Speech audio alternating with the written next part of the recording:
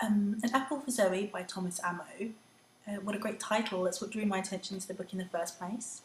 It's a decent paranormal sort of horror with about 5 hours reading time. And this book is not good, it's not genius, it is epic. It's not my usual kind of read, and I'm going to have to prepare myself for the sequel when it comes out, because truly at some points I was just completely terrified and disturbed. The storyline is not simple, so I'm not going to try and explain it to you, but the plot is basically a number of detectives and government organisations sort of battling against this otherworldly evil force, and it's like a convergence of all these old school murders, monikers like Zodiac and Black Delilah, and even the Krays got mentioned at some point. But strangely, at no point is this convergence of murders ridiculous.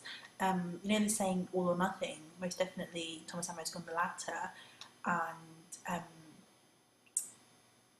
he's taken it to such an extreme which, I won't lie, may come across as some as vulgar, but, for me, I found the murders sort of well known enough that I kind of knew the idea of them, but foreign enough so that I could actually enjoy kind of the way he's described them to me and how he's weaved them into his story.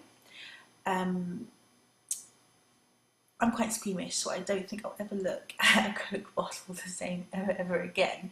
But quality writing, a solid plot. If at times the storyline is convoluted, but I actually think it works in this book's favour.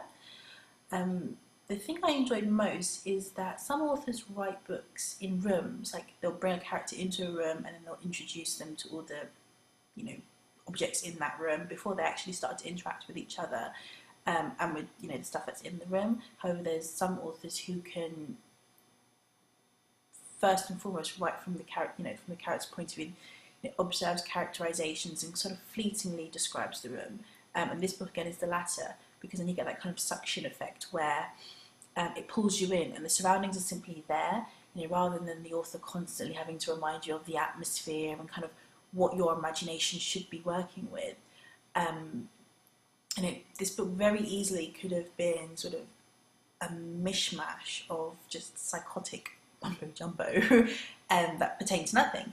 But because of how Amo has managed to make us crave that sort of crucial piece of information that unlocks the entire mystery surrounding this, series of interlocked events and entwined lives, the details of these, horrible murders and these victims, has enough impact to sort of make you feel uncomfortable, but pales in the face of the characters', allure to keep you flicking those pages.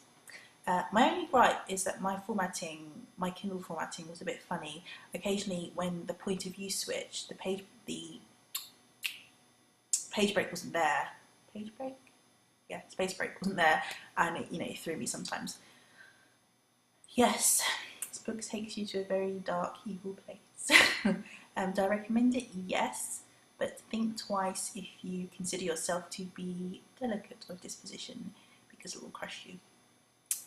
5 stars epicness.